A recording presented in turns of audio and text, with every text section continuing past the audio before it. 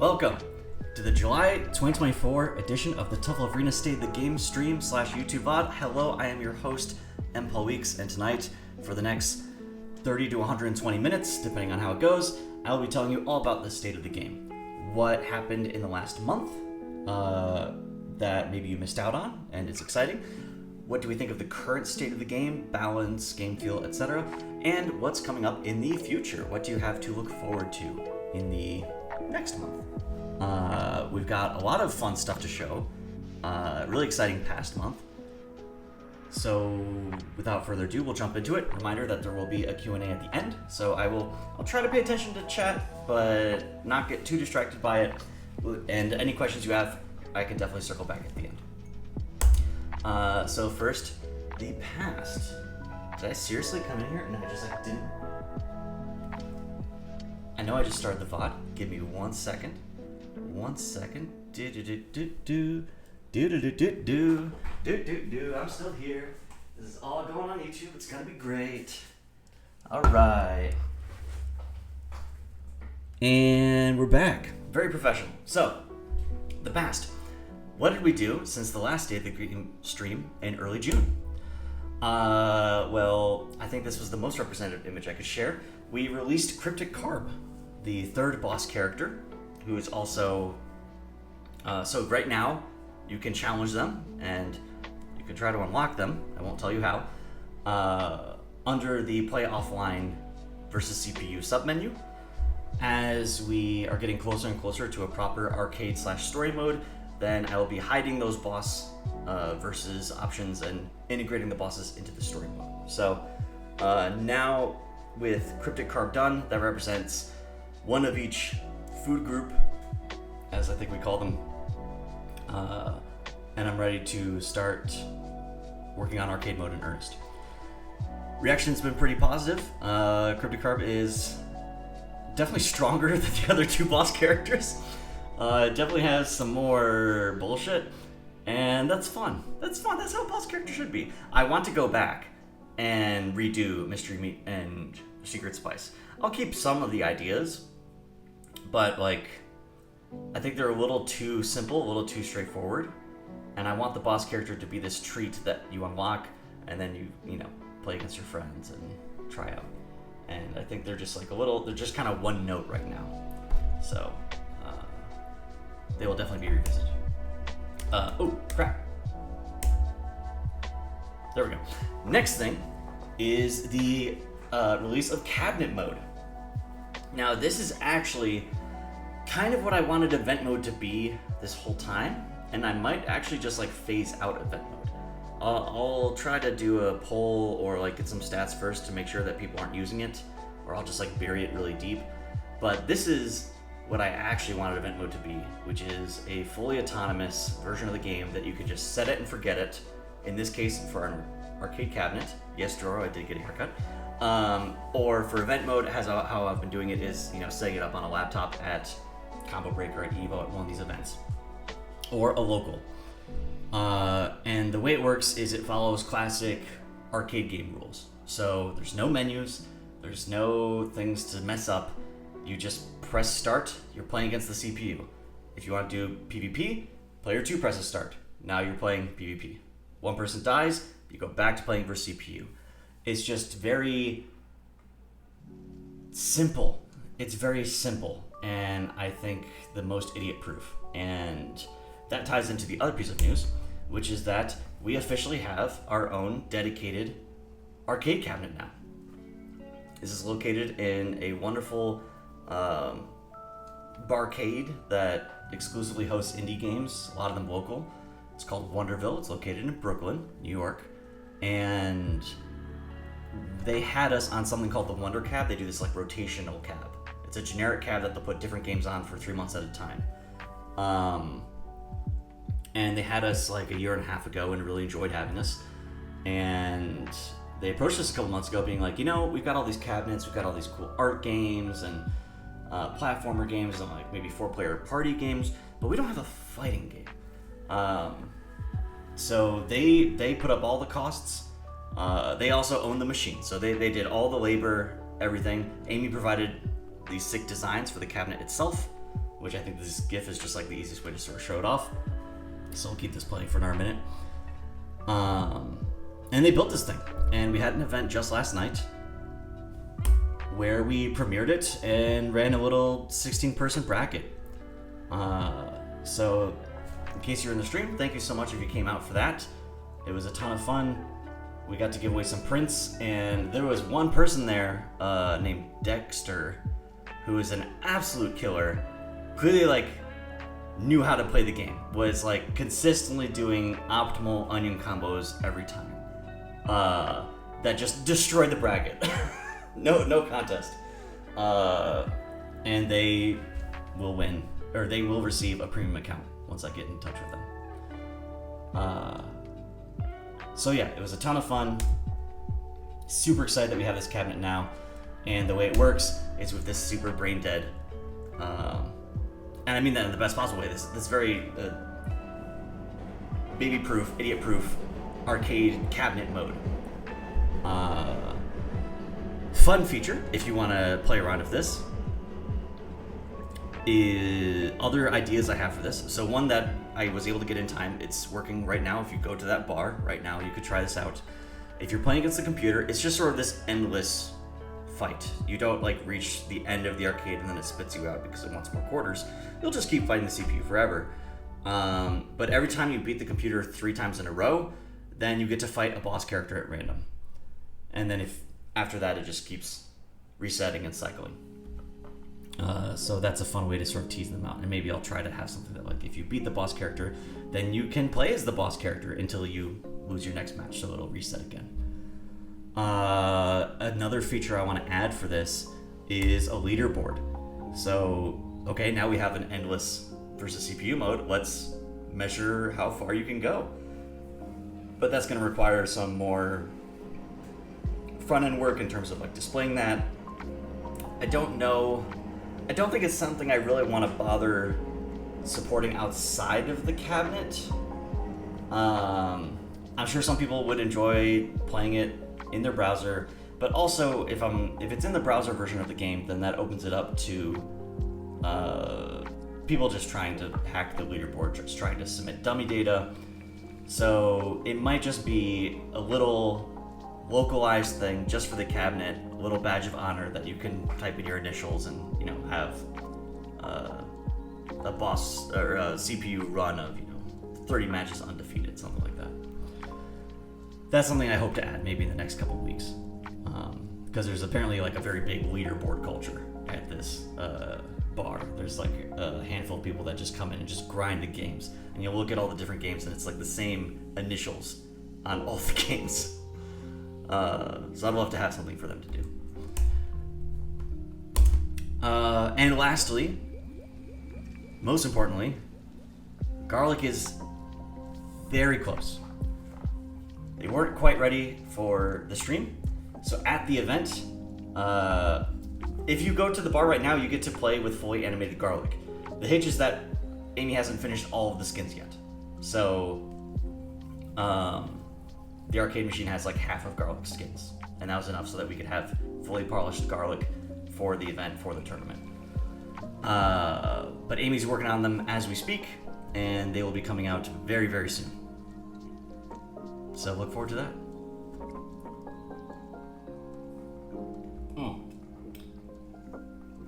And something I already did, I think I did it during a dev stream over the weekend, so you can rest assured, I put in the work to make sure that this should be very mod friendly. It will, thankfully, like every time we would update the art for characters, we would often rename a lot of images or move things around, or attacks would have more frames inserted in the middle. But Garlic had very little of that because most of that happened when we updated Onion. Most of the like increase in fidelity happened for their shared actions like Rapid and Roundhouse and other stuff like that. So the Garlic upgrade is pretty one-to-one, and I'm also going to be conscious and helpful, and if you try to use Garlic sprites in a non-Garlic character, they should also still work. Someone gave me a mod file to test that, and it worked out fine. So, should be seamless. And to summarize all that up, I forgot I had this slide. Yeah, very productive month. Oh, and I fixed those friggin' Mac deploys that had been broken for like a month and a half. So, Mac is all up to date. If you bought TLA on Steam and are playing it on a Mac, you should be good to go. And we had a small balance patch. That was also in the mix.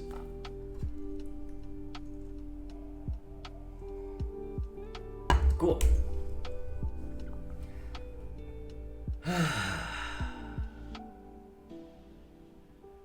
It is hot out. It's like the summer or something. Okay, present. What do I think about the current state of the game? It's fine. I know people will raise really interesting ideas during Q&A, and please continue to do so. Q&A and the survey. We had been talking about this like pork change for a couple of Q&As, and I decided to tackle that a couple weeks ago. But no changes planned at this time. All of the stuff that I'm focused on is system stuff. So, just FYI, no nerfs incoming. That's the state of the game. So now let's talk about the future. The other most exciting part about this presentation. And I'll just check in real quick with the chat. Can I get some ones if the audios are okay? Give me some ones. Give me the ones. Take a sip. Wonderful. Oh my god. I never hit start recording. That's okay. I'll click it now. I think we'll still have it from the Twitch VOD. I really don't want to do all that again. I won't be able to do it with the same energy. I've been talking for like 15 minutes. I've done this in the past, and now this will all be in the VOD. I can download the Twitch VOD. It'll be lower quality, but at the end of the day, this is just a slideshow. This isn't a tournament. With a tournament, I feel really bad about it. For state of the game, I think we'll be fine. Or the state of the game just won't get preserved. It's fine. It's cool. Alright. Quick, everyone start clipping. Seriously. Alright. That fun diversion aside, let's just keep going and talk about the future. And thank you, Shiggy, for the compliment on my haircut. What's coming up next for State of the Game? For Devil of Arena? Oh my gosh. The beach episode, aka the summer tournament. Just a reminder, this is next Friday, so a week and a half from now. The sign up is in the announcements. It's on our Twitter pretty recently. I'll repost all this stuff after the stream is over. But definitely sign up, and it will also be the debut of these 6 wonderful new skins, completing our 4-season quadfecta. My personal favorite is the beach beef. I am so excited for that. I'm so curious how it's going to look in motion. But they're all pretty stellar. So definitely show up for that if you can. As per always, Steam will get all these skins as well, so another reason to buy the game on Steam. I've decided I'm not going to do a Matcherino for this one, just because it's a little too short of notice, and there's already the prizes of the skins. I feel like if we're doing a Matcherino, it's something I want to build a little bit more to, and I've just been so busy with other stuff and breaking the game over the weekend, trying to patch the cabinet mode in. So no Matcherino, but still will be a big tournament with very tangible prizes. Evo. So I have been confirmed to have a slot for BYOC, aka Bring Your Own Console. I don't know where it is. Also, it's like a new venue this year. I don't know how big it is, but I have tables reserved starting at 10 a.m. And I asked, how long is that time slot? How late can I go? And they were just like, whatever, man. I know that they're probably going to shut down. Like, it's not going to go super late because they want to start tearing down, they said, when the Street Fighter Finals starts. So I presume those are the last finals of the day. And people might be busy watching the finals, but this was the time slot I was able to get. And these will be setups for the new game. However, that's just one day, so I'm also planning to probably do some salty sweets or gorilla setups Friday and Saturday, probably in the evening. I'm looking forward to actually having an Evo, having one of these FGC events where I'm not stuck behind the table the whole time. I want to take advantage of this. You know, it's not ideal. I wanted to have a booth, but now that I don't have one, I want to make lemonade and take this rare opportunity to go out and enjoy the venue and talk to other people.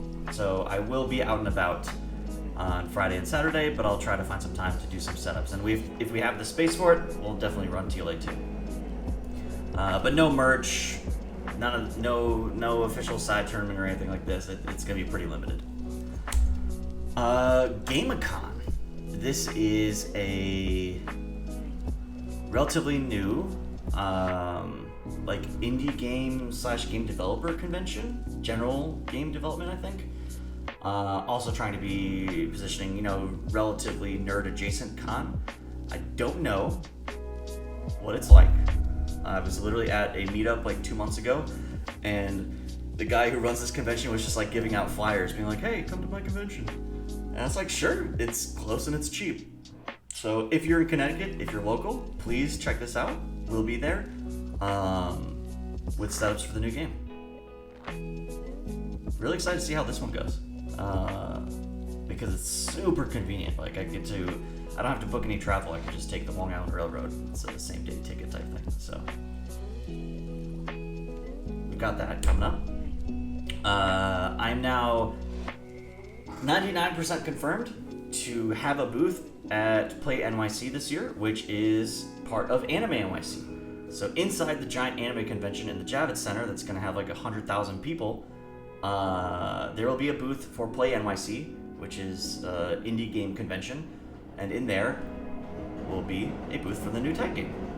So this is Anime NYC is a cool convention. I've gone there the last couple of years just for to go to the anime convention because I'm a weeb. A couple years ago I gave a talk. Other years I was cosplaying. But if you wanted to like travel for TLA, this would maybe be, I think, the best one if you're into anime, because you can also just go for the anime convention, and then my booth is one of many things to check out there. So I'll make that very soft pitch. I'm not confirmed specifically in that I haven't gotten a confirmation from Play NYC that I have a booth, but I am attending as part of a larger block, and I think that's like a pretty sure thing. So I'll definitely let everyone know if things fall through, but I'm very optimistic about this moving forward. I've already paid for it. Should be locked and loaded. I just don't actually have the badge in my hand. So, and for a full list, those are just the stuff coming up in the next month and a half. But if you're curious, this is the current shape of our calendar. I used to also list the events that recently passed. I just removed those to have room for more stuff, because I'm trying to go to as much stuff as possible. Some of these are big, some of these are small, but the major ones to highlight that I didn't have a dedicated slide for is East Coast Throwdown on October 11th. I'm actually going to have 2 tables, so like Combo Breaker, I will have a dedicated setup, 2 setups for Tough Love Arena, and then another dedicated 2 setups for the new game. And One Upstate is another smaller thing up in Albany that I'm planning to do a day trip for, kind of like the Connecticut thing. We'll see how that goes. And Super Magfest. I'm really excited to go to this. I've heard nothing but good things about Magfest for the last several years. Apparently it's very indie game friendly. So nothing confirmed. Their applications aren't even open yet, but I am definitely planning on it. Can you guys hear the ice cream truck? Is that getting picked up by the mic? Yes. I mean, it's better than all the ambulances at the last department, right? Yes, no, it's pretty quiet. Okay, cool. Can I get a whippy? So just to recap all that and some of the stuff I mentioned earlier, the upcoming dev work, what I'm planning to do for the next month is get Garlic out the door. I will need to do some coding and programming to prep and plug in all those new costumes for the summer tournament. All this is happening in basically the next week. Then once that's done, I want to go back and do some follow-up on the cabinet mode, Doing the little essentially playtest at the tournament last night revealed a couple of like pain points, a couple awkward moments where you have to wait extra long. I think there's a lot of things I can iron out there. Maybe the leaderboard, that might have to wait until the following month. And also inspired by cabinet mode and the fact that I work on arcade, the highly requested revisiting of AI. These janky CPUs have been holding forward for the last 4 years, and I'm finally gonna take another look at it. So those should be some fun dev streams where I'm probably just like this for an hour. It's gonna be great. And now we'll go on to the survey.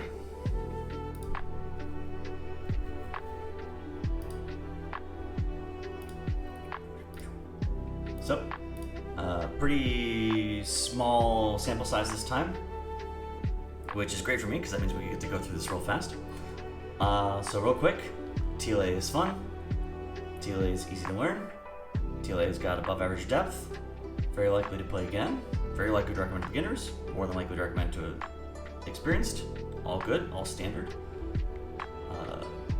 And then for these, we're mostly just making sure that, I know I'm going to go through these kind of fast, but we just need to make sure these bars are more on the right than on the left. So Noodle is strong and fun. Make the kicks more negative on block. That's an interesting one. Now, when you, I'm saying this as if this person's in the stream audience, maybe they're not. But I read this as either, because right now, they're -2. Chat can fact check me, but I'm very confident that they're -2. And because Tough Love Arena has no button faster than 5 frames, if I want to make something, 5 frames true startup, if I want to make something like, oh, I gave up my turn, but it's still safe, I can go anywhere from -1 to -5, and it's still safe. So this could just be asking, can you just make it a little bit still safe, but increase the amount of disadvantage? Excuse me. Just because that now gives the other character more options of what to retaliate with, or just gives them more leniency in order to retaliate and get, the first touch. I think Hot Cake is -2. I hope it's -2. Hot Cake's... Okay. Chat is making me second guess myself. Let's take a look. That didn't work. Oh, because I'm in cabinet mode. So, zoom. Right now, Noodle Trample is -2 on block. Onion Hotcake is -5. Okay. I think that's a very reasonable request. As a pretty quick advancing move that I want to be safe, Trample could be -5. That only really affects block stun. If anything, it would actually just make the... Wow. So if I increase the last attack's block stun by 3, then it would just actually be uniform block stun. What a concept.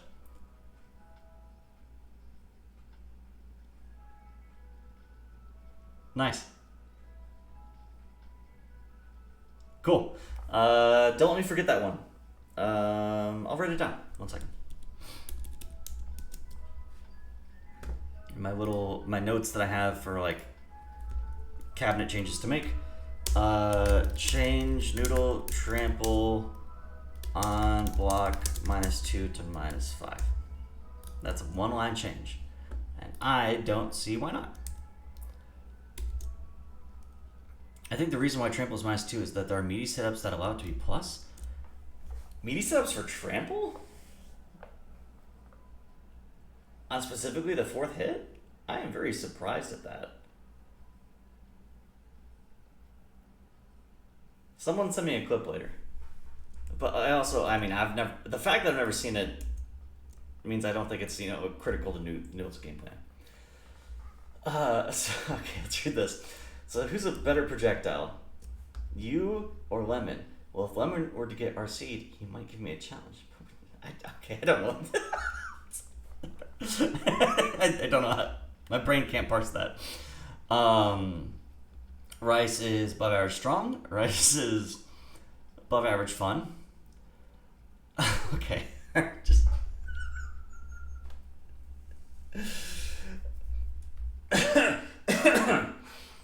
Hey guys, it's me again. I'm not asking for a lot, Paul. Just an ounce of air and vol on SWAT. Just one frame. One thing I would buff though is quick port. Now me personally, I'm not that good at Rice, but I generally like watching Hitaka play it. He plays a more gimmicky Rice that includes a lot of quick ports, but I realized a lot of it is fake and can feel a little slow sometimes. My idea for a buff is to add whiff cancels on quick port. Wait, what? Like, jump, maybe throw, or just teleport again? Please add whiff jump? But I feel like this would give Rice a new playstyle and reward players who play it better instead of playing his owner and only doing optimal combos and nothing cool and beating everyone. Signed, not table. Very interesting. I really take that one to heart. Beef is strong, beef is fun. Oops, scrolling too fast, it's so zoomed in. Oh man, these paragraphs. Okay, buff the parry by 0.1 seconds. Give me frames. Swapping around the damage values of Spike's hits would be nice for niche combo scaling scenarios. As it stands, 5HH seems to be better ender whenever available, providing safe jumps, air element safe jumps, or generous walk forwards, meter build into meaty, all while sacrificing physical builds to damage. Excuse me. Versus 6S ender. At max scaling, this wouldn't matter. No effect from max damage combos. But for meterless or certain 1-bar conversions, this would bump up preserve damage by about 10 points. Tested via modding. Interesting. Not a balance breaking buff to meet damage, but enough to put 6S ender on equal terms with 5HH. You know what we could do instead, which I think I do in some places? I could just have the knee not contribute to scaling. I'm pretty sure there's other moves where I do that, like Frenzy.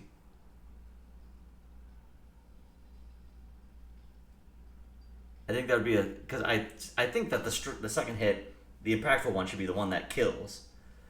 Meep says we did this before, Paul. Oh my gosh, and you removed it. Oh god.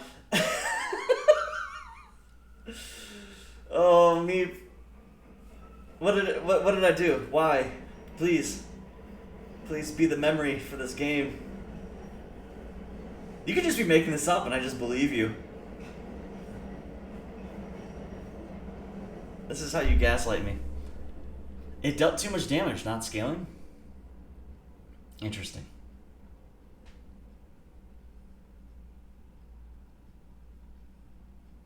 I'm not convinced. Past Paul sounds like a fool. I do agree with this general principle though, that like now that 5HH is an actual ender, you don't have to worry about them like landing and punishing you on hit because it gives you that little knockdown.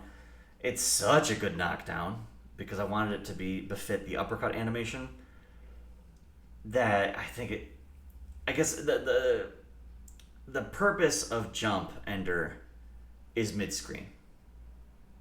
Right? That's the purpose of jump ender. It's not really a choice.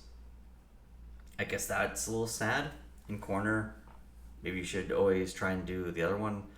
Although no, actually, depending on juggle points. Whoa. I am second guessing this comment's entire thesis. 5HH seems to be a better ender whenever available.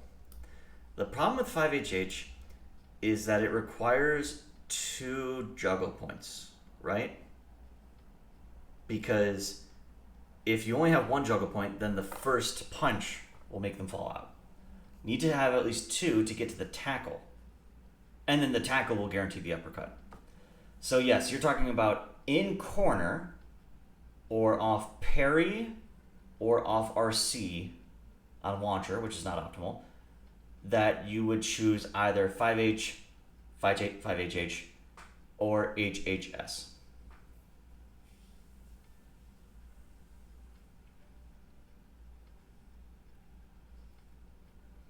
I mean, it sounds like the solution is to remove all the juggle points.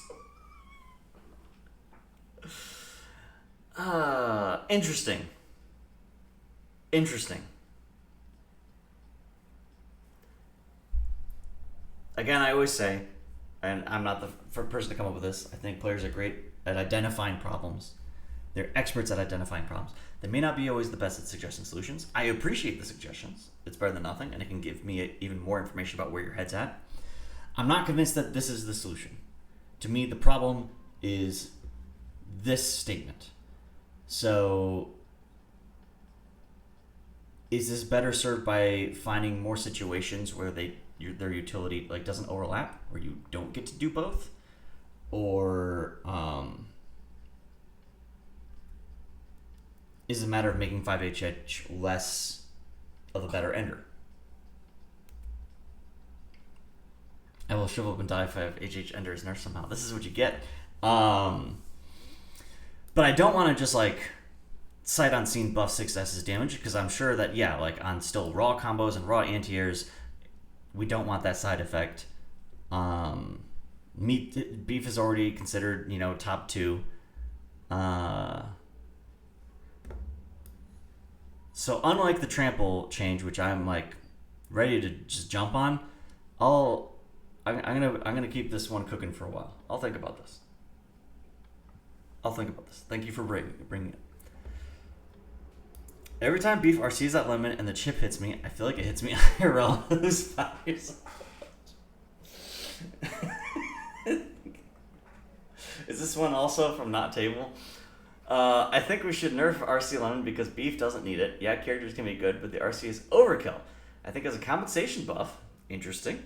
His parry or something else could be buffed, but I think neutral skips without downsides. To be clear, costing a bar is a downside. I think neutral skips without downsides are unhealthy for the game no matter the scenario. Like Garlic can get punished for his teleport, so can Rice, and even Onion with his hopkick to an extent. There's no counterplay to RC Lemon, instead just to take the damage.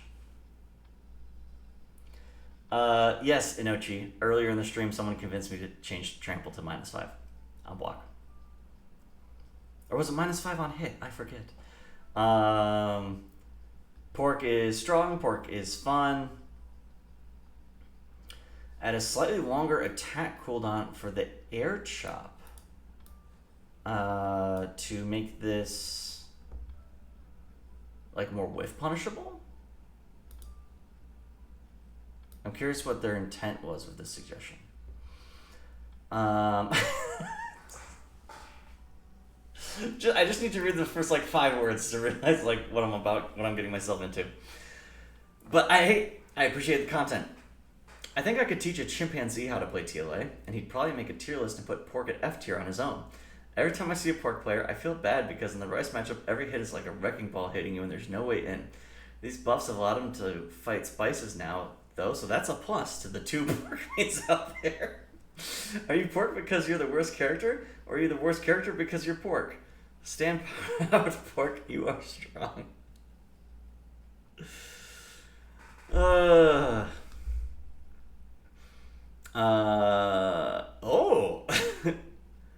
One person thinks Onion is weak. Interesting. Onion is fun, though.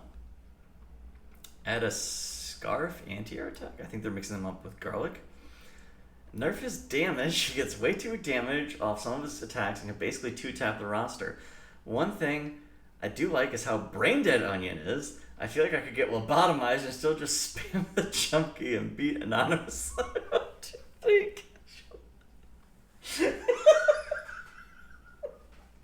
I also love all the typos.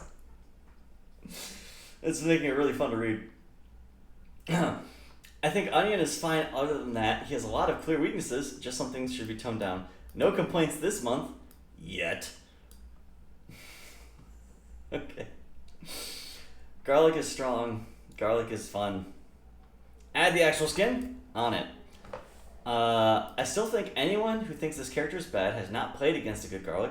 Ever since Throw Text, Garlic has been S tier and hasn't dropped. Interesting.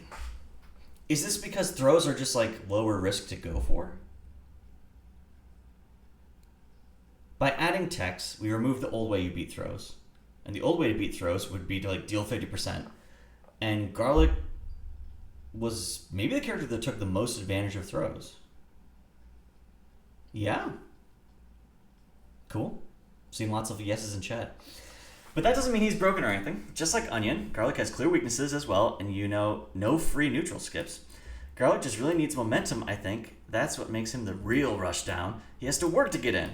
And if he tries to take the easy way out, he can get punished. Very true. Even when it does hit, it gives both players enough time to react and doesn't lead into a combo. It's a super fun, cool, and well-designed character, signed Not Hitaka. Thank you, Not Hitaka. I agree. Garlic is cool. Thank you. People like free to play. YouTube? As in maybe they mean like YouTube told them about TLA.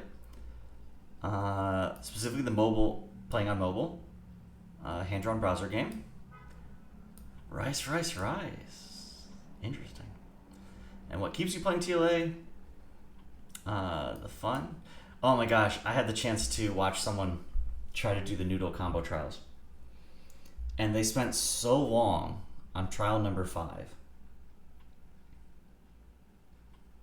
that when they finally got to 6, like, and they saw the zoom out and just the text shrinking, they lost their shit. It was so fun. It was so fun to watch them just beat their head against the wall. But they got it. They got the first 5. Well, I'm going to check if there's any new characters. I will be frank, this is no secret, there are no new characters. There will be some boss characters, there'll be a little content like that, and there's always the modding scene. But the cast will not expand past the original 6. He still has depth and feels like an actual fighting game. From the moment I understood the weakness of vanilla TLA, it disgusted me. I claimed the strength and certainty of modded. I aspired to the purity of the blessed modders. Your kind claimed to the vanilla as if it were not decay and failed you. One day the cooled biomass that you called neutral will wither and you'll beg my rice to save you, but I am already saved, for the mod engine is immortal. Even in death, I serve the engine. I gotta make like a compilation of these. These are wonderful. And upcoming things, garlic skin. See Paul play modded one day. Never! And sharing it with friends. Oh, weird. If that's like a mobile bug, feel free to let me know. Brother, nice.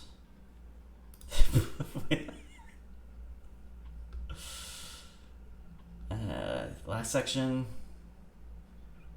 I think we talked about this during one of the dev streams over the weekend. Basically, the problem with taunts in a game like this, in a production like this, is the zero-sum cost of animation. And also the very crowded and limited input space. So I'm happy that a lot of characters have moves that they can effectively use as taunts. Like, you know, Beef and Onion can spam their parries, which build meter. I spend every match I start with Garlic by dabbing back and forth. And Pork can do caber fakes over and over again. I guess Noodle, you just like throw out some soups and that's about it, and Rice doesn't really have anything. But I'm satisfied having, like, I would rather give options for those, like, mechanically useful taunts. You still get to taunt. Give Onion its actual skin. That's called the April Fool's skin. You can check that out. Sorry, I can't help you there. Y'all are awesome, thank you. Please allow effects to be added to projectiles. Interesting. Also check modding request. I will come back for modding request someday. I promise. Okay, we won't show that part. And that concludes the survey. I can't believe I didn't record the first 15 minutes of this. Hopefully Twitch is fine. Anyways, yes, so now I'm opening up the floor to Q&A. again, let's just do tough love Q&A at first, and then we can close that off. I'll say goodbye, and then maybe we could do some new game stuff after if y'all are curious. I'm going to start reading the chat here, so if you asked a question previously, please repost it. I'm not going to scroll back up. And let me transition over to the Q&A camera with this faint pink glow on my face in celebration of garlic.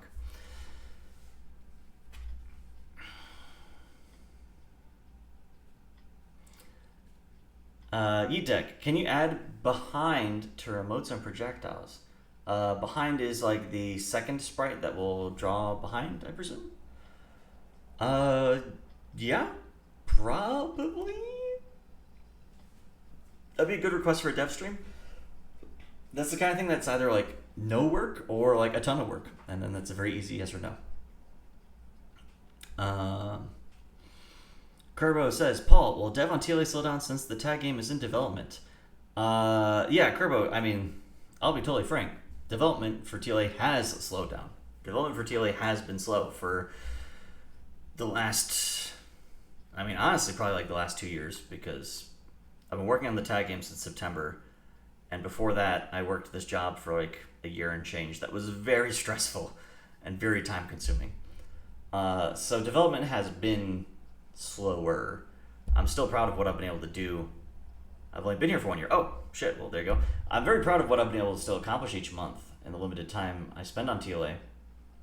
And me and Amy have both had a bit of like a renewed energy with stuff like the cabinet event, and now with the skins almost being done.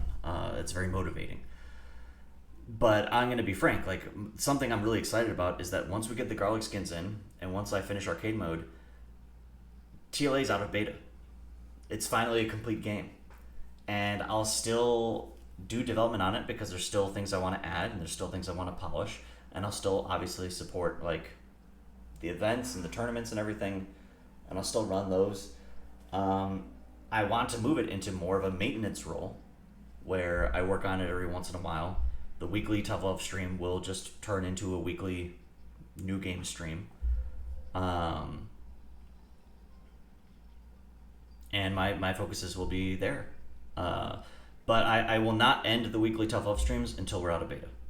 That's a promise.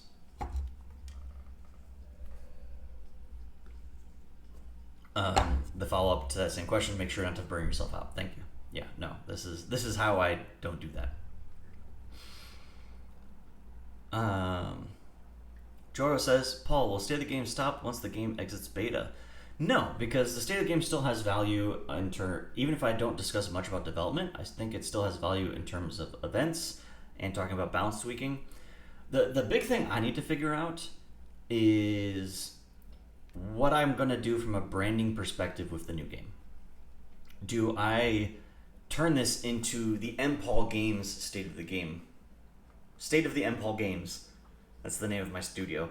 Turn it into the State of the MPaul Games stream, where I talk about all my games and all my events, and it's probably going to be like 80-20 new game Tough Love.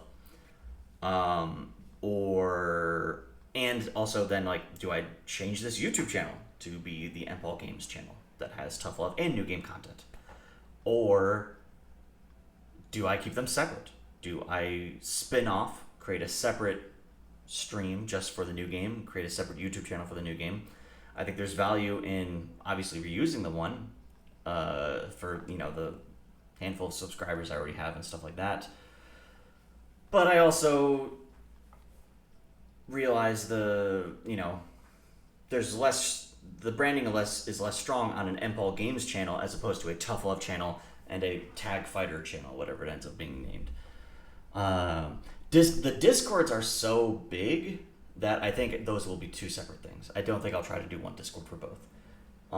But maybe for like the streams, maybe for the YouTube VODs, this is the kind of stuff that I need to figure out in the next couple months.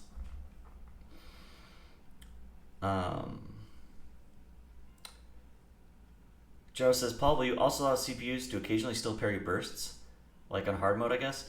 Yeah, I still want them to be able to do parries, and that includes bursts. But there needs to be a better version than just they parry everything and they parry nothing. And I definitely need to fix them just spamming parry constantly. That's bad. Um,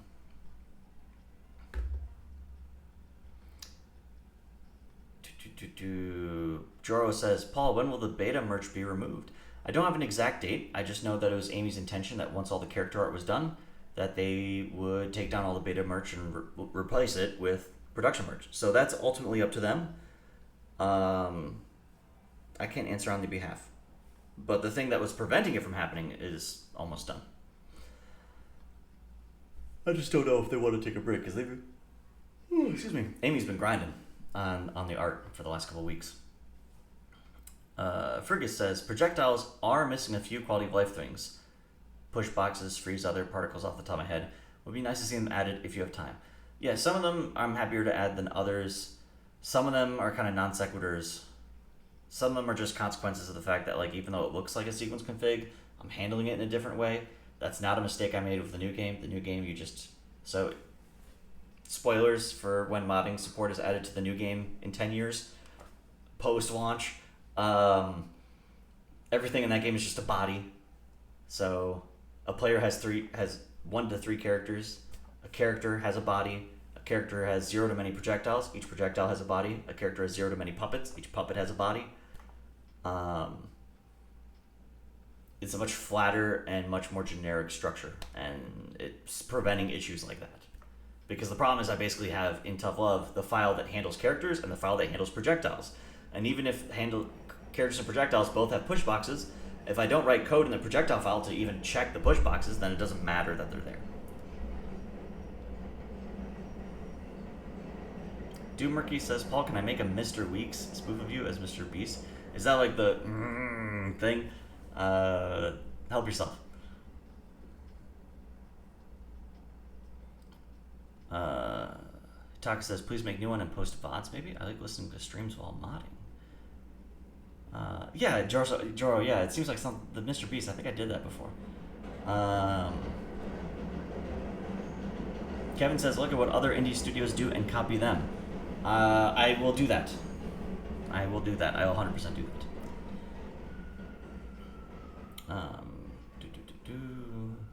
Still need to grab beta merch, yeah. Meep says, are there still plans for open sourcing the TLA engine after beta ends? Maybe. I don't mean to be a tease. I don't know. To be clear, when we say open sourcing, I think open sourcing has 2 different definitions. There's the open sourcing, like an open source project where this is a thing I'm maintaining out in the open and people submit requests and I'm constantly updating it and it just is open to any amount of contributors, versus here is like a dump of the source code if you would like to take a look. I almost certainly won't do option 1 just because I know the amount of time and effort it takes to sort of run open source projects. And I very much need TLA to take up less time in my life so I can focus on the new game. At a minimum, though, at least being able to like release the source code that people could then reproduce it and run it locally and do stuff like that, but not where they could like be submitting feature requests that I'm gonna actually like review and have any expectation of acting on. I'm not sure. If you go back, I think I kept it in the YouTube VOD. I have a very long emotional monologue on this subject a couple of State of the Games ago. It all comes down to the feeling of wanting to share, but honestly just the worry of like the easier it is to give away, the easier it is for someone to either try to essentially steal the game and rehost it, but with ads and essentially just be like a parasite, and or the risk of the community splintering if people decide to take the open source and a few of the modders get together and they make TLA 2.0, TLA Plus, and it's cool and they add all these crazy fucked up functions that they think are fun that maybe I don't agree from a game design perspective, but that's fine. They're having their own play. But then that divides the community in a way of like, oh, well, are you playing TLA Classic or TLA Super TLA Turbo, TLA Rainbow? Like I don't think it's necessarily my place to deny people that. and it's less important now. It was like a real concern during the early beta launch when everyone was saying, yeah, is it going to be open source? And I'd be like, now seems like a really bad time to splinter the audience. That gets less important as time goes on. Paul gave us an entire TLA dystopian timeline. This is the stuff I think about. I can be a bit of a. I'm not like, I don't catastrophize per se, but when I plan for the future, I like to know what my worst case is. I like to be protected, so that's your non-answer for now.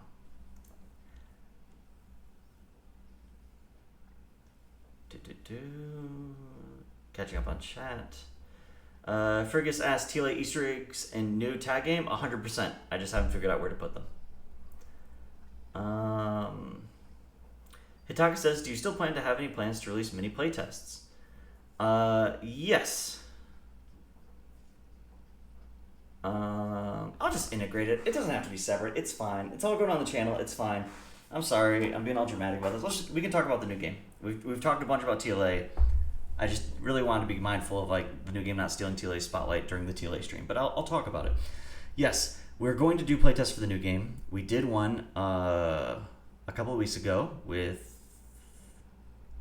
I should remember this. This isn't because people are memorable. It's because I have a really bad memory. I think it was Kevin Kryptonite.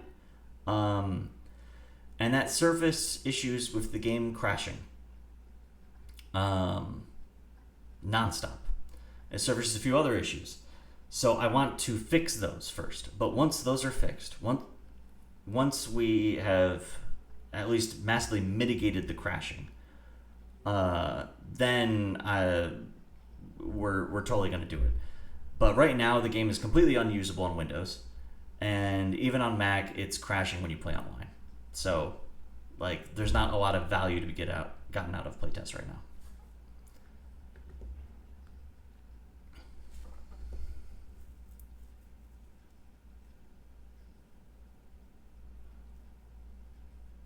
TLA Plus. TLA with wave dashing? People will do it. I only play TLA versions where pork is indisputable top tier. Okay, y'all, stop bullying Hitaka. I don't know what's going on in this chat. I don't know what this beef is. It's just let's all be friends. Let's all get along. Kevin says it's gonna be different than how the TLA servers work. Undecided. The people I'm working with that I can't talk about yet because of contractual reasons, if they provide certain, server infrastructure, like I'll take advantage of it. But from a online gameplay mode, I'm planning on basically the same offerings of you have a direct match. I think that still has value as its own standalone thing because it allows you to just completely circumvent some of the back end. And yeah, it'll be P2P. So we'll still have private match with invite by URL or code. We'll still have, it's really important to me that we have lobbies with spectating. How that's implemented, I'm open to completely starting back over from square one. Lobbies were, I forget, I think both lobbies and ranked came out post-launch, right? And as a result, the stuff I was doing for the first couple months post-launch was done pretty hastily. I think I already rewrote lobbies once. Yeah, that was the migration to server lobbies. Oh my god, ancient history, all this crap. Lobbies, how they work fundamentally, I think will still be roughly the same idea. I need a way for people to spectate the game, but the minutia of what they look like and the little options and I would love to not have the issue where you kick back to lobby every time. The TLA code is just not built in the way to support rematching with lobby spectating, but that's something I'll be more cognizant of next time. And then we'll have some sort of queue. Casual, ranked, both, I don't know.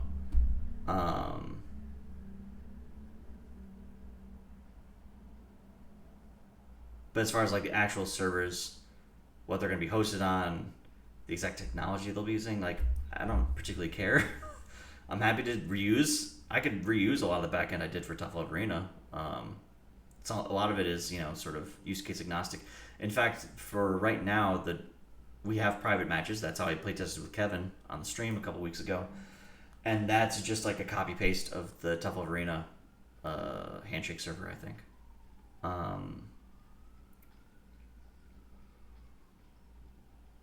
But it's early days.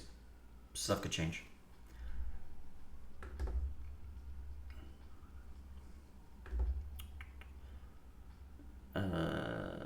Shy Ninja says, hello, Paul. Loving the new noodle. Please don't change them. I got you, Shy Ninja.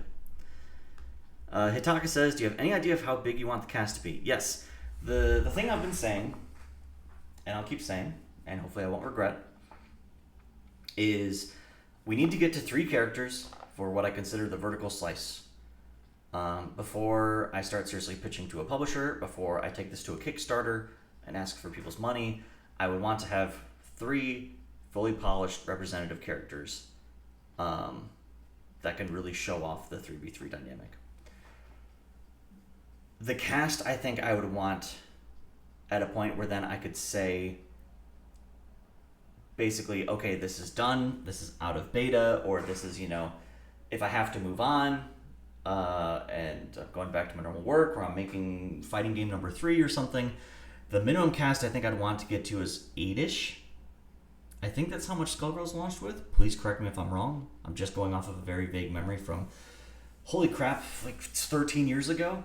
But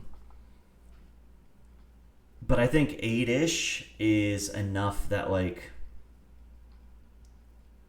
Grand Finals isn't going to be an exact mirror match, right? Assuming the balance isn't awful. You're definitely going to have a lot of repeats. It still has the risk of, like, every team has the same anchor. But I think 8 would be, like, a nice, solid pool of variety, but still, obviously, a very modest size. And then that's what I view as, like, the floor. And then, frankly, I'll add as many characters as I can afford. That's how I'm doing this.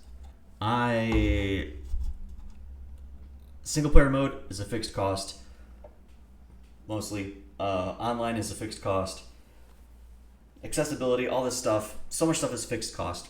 And characters, once you've built the system, you can just keep making characters. And Tough Love, we ran into the dual bottleneck of, one, the game design is very restrictive. It's very, because it's so simplified, because there's no opportunities for mix, because there's no high-lows, it's very footsies oriented. There's very crowded design space, and we're not making money off this. Not real money. We sell it on Steam. I'm very grateful for everyone who's purchased it. It helps. Patreon helps, but it's not real money. It covers the bills. It's nice to have. It allows us to travel for events, but it's not going to pay my rent, right? So it was always treated as a side project, as a for fun project. And as you can see with the long journey we've had to finish the art for just 6 characters, also in the art style that Amy decided to do,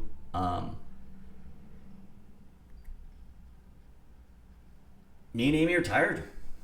We're tired, and we're done. But with this new game that I'm treating like a business, that Savvy is essentially my employee, then the dream is, if I have the money, I'll just keep throwing money at it. I'll have as many characters as I could throw money at.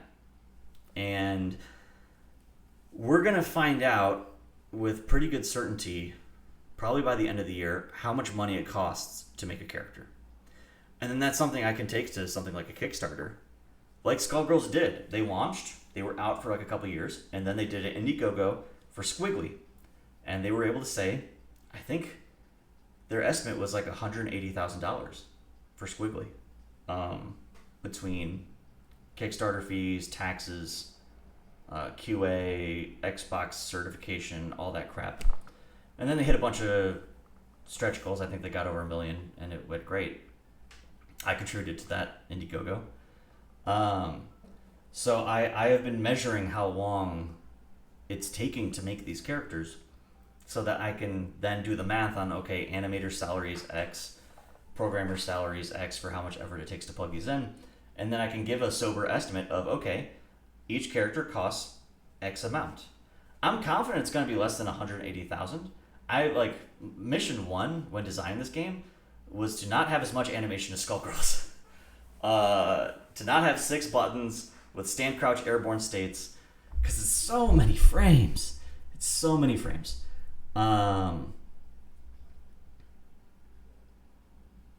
It's still getting real framey. We're still adding way more animation than I originally anticipated.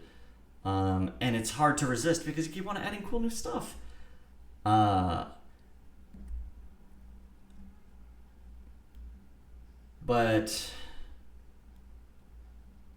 yeah, my face with Paul adds a whole new button. We basically already did that, Joro. I don't know how much I've talked about it in the streams. The game already got a button added. I'm just doing all the TLA stuff faster. I'm speed running Tough Love development. Exactly, the heavy button. Yeah. We went from 2 normals and a special and a throw to 3 specials, or 3 normals, a special. Throw is now 2 buttons. Specials are now 2 buttons. My friend's making a fighting game, and their friend immediately said there needs to be 5,000 sprites like Skullgirls. Yeah. We're gonna have less than Skullgirls, but not a whole lot less. So and I've also just been tracking the cost outside of me, because I'm not tracking my own cost, which is not smart and not correct, but I don't value my own time, I guess. But I think one character is looking to cost somewhere between $20,000 and $100,000. I think that's a safe estimate to give. To put it frankly, I cannot make a character for less than $20,000. That of which I am very confident. I am confident that we can make a character for less than $100,000. I'm feeling pretty good about that. I don't know for sure yet, but I'm feeling pretty good about it. This is another reason why Tough Love Arena doesn't have more characters. So let me put it that way. If characters cost tens of thousands of dollars to make in just man hours, then I will have as many characters as I can afford. But I'm going to really shoot for 8. Shoutouts to Amy and you doing free work. Yeah, 100%. If I took Paul and Amy's hourly salaries at good jobs, not game dev jobs, at good jobs that I was working at the time and that Amy was working at the time, and that did the math on how much time we spent, both of us, on Tough Love Arena. Tough Love Arena definitely probably cost total back of the envelope. No, actually, I shouldn't say this number. I'll put this bound on it. Over $200,000. Tough Love Arena has cost at least $200,000 to make.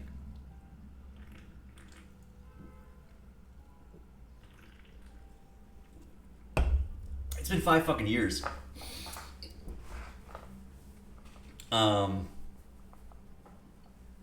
I think that's a reasonable estimate. Yeah.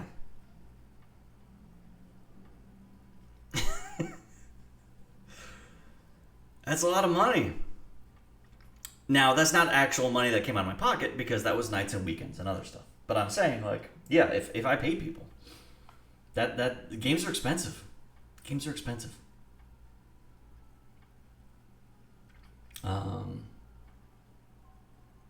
It really puts into perspective, yeah, now that I am paying people, how expensive this game's going to be.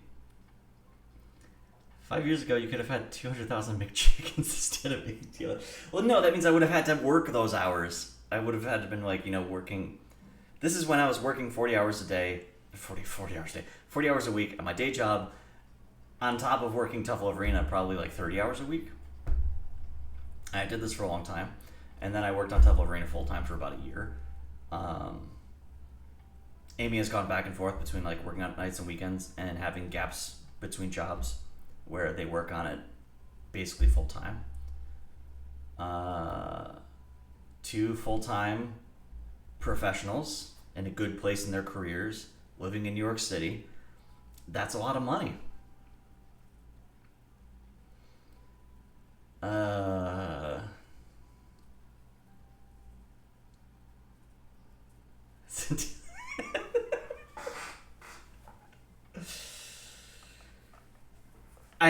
Just to be clear, I pulled that number out of my butt. Maybe it's too big. Maybe it's way too small. You'll never know. But it is safe to say that games are expensive.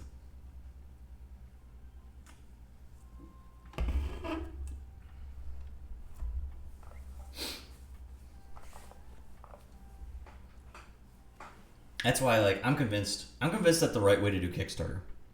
I'm super happy for Skullgirls that they were able to ask for $180K for one character, and they got it and more. But they already had like a huge player base. The game had already been out. That definitely helps.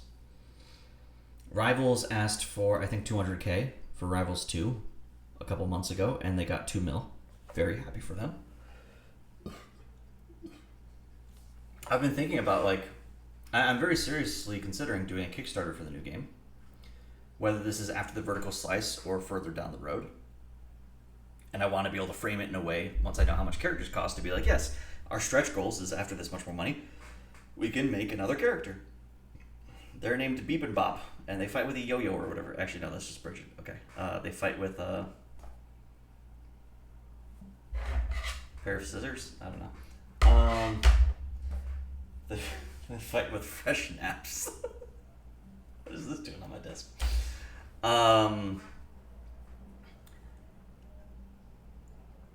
But here's the thing. I feel like if I asked for $200,000, like Rivals did, that I would not make it. I'm telling you that right now. If I asked for $200,000, I don't think I would get it. I think if I asked for $20,000, I could get it. I think the goodwill I've created from Tough Love and the strength of the pitch that I could show, I could definitely make tens of thousands of dollars.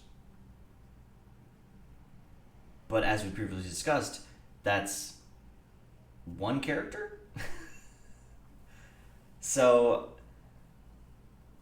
I'm increasingly convinced that the way to go with the Kickstarter, this is advice I saw from, I think it was Pirate Software, the Thor guy that's, all over YouTube Shorts, is basically treat your Kickstarter like a marketing campaign. Do a pretty small number that is achievable, preferably in a short period of time. That is still, it's not like $20,000 isn't nothing. I'll be very grateful for $20,000. That's a huge difference. It's not going to fund the entire game, but it's immense. But start low, have stretch goals, plan on it going longer, and then just use it as pre-orders, or essentially use that as proof of interest to then pitch to a publisher.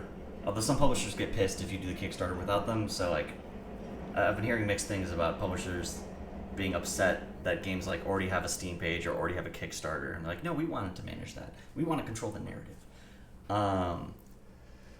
Kickstarter, where the goal is to have our Kickstarter. Honestly, yeah, I could do just a $2,000 Kickstarter to say help pay for me to spend the time working on Kickstarter instead of working on the game.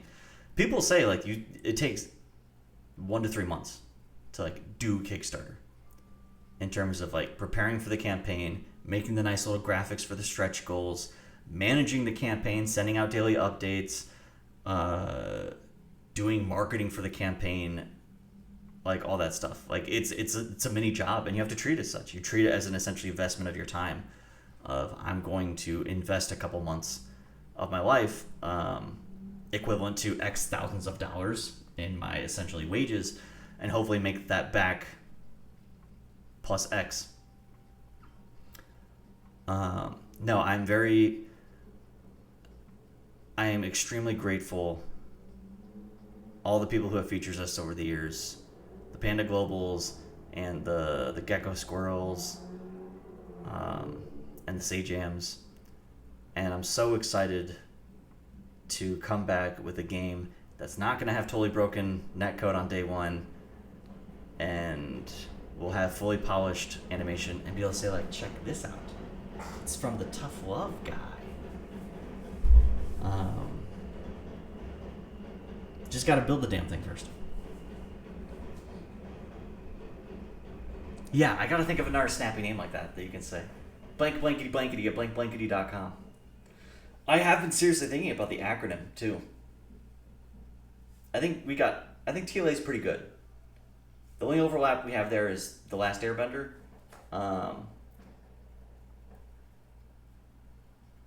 There was one name I was thinking about that was going to be alliteration. That was going to be an S word and then another S word. And I was like, oh, but then people refer to our game as like SS, like Hitler's private army. That doesn't seem good.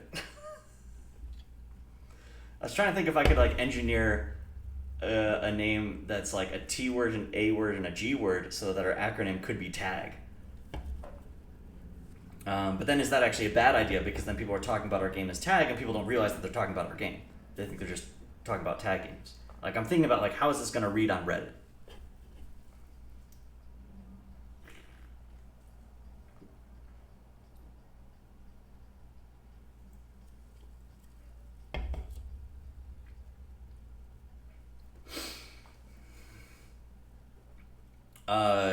Doom Murky, what is the new tag game lore? How could you ask me that, man? Make the acronym TLA seal for Oh. That's fun. I could do like TLAG, TLAG. The lore Doom Murky is very flexible. I had an idea for the lore, and then I had a different idea for the lore, and now I'm convinced that that second idea is really bad. And now I've got like a general vibe for the lore. It's very fluid. Tagging. I do love the alliteration of like a Guilty Gear or a Blaze Blue. I think that's very satisfying. Tough Tag. A little too generic. Just take Project L. A few people have suggested that.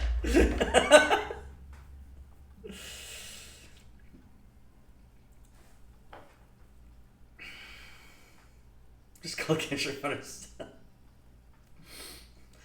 After Flappy Fighter, I'm pretty sure they would stop me.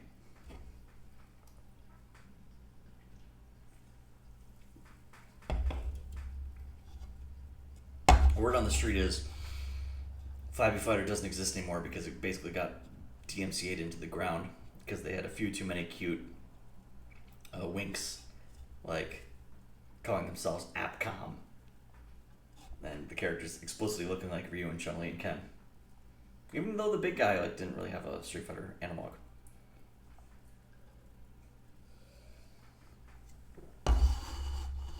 Okay. I think I'll call the stream there. Paul Punchers. I'm not that vain. My studio is only named after myself because I literally couldn't think of a better name, and I was determined to set it up before the end of the year to simplify taxes for the following year. So I'm still hoping to come up with a better name for the studio and then just like do an alias thing. Vain Vanquishers. Excuse me. This has been fun. I have to go check to see that if we can recover those first 15 minutes from the Twitch VOD. Here's hoping. Thank you all for stopping by. Just to recap, in case you came in a little late, I want to show you.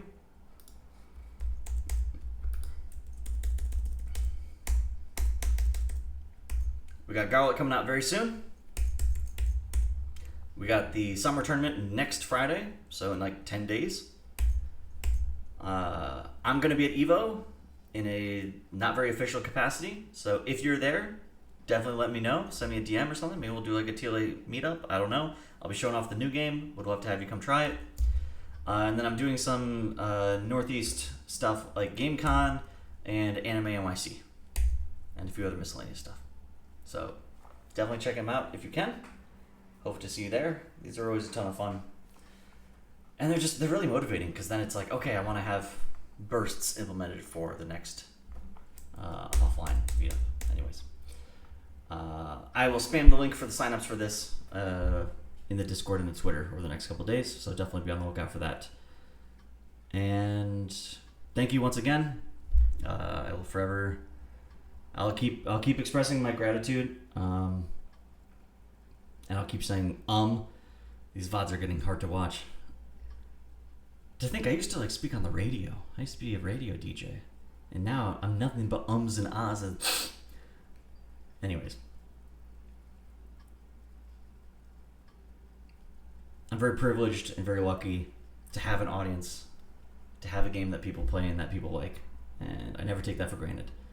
And it's been 3.5 years since we launched this thing, and I'm still excited to work on it. I'm still excited to see people play it.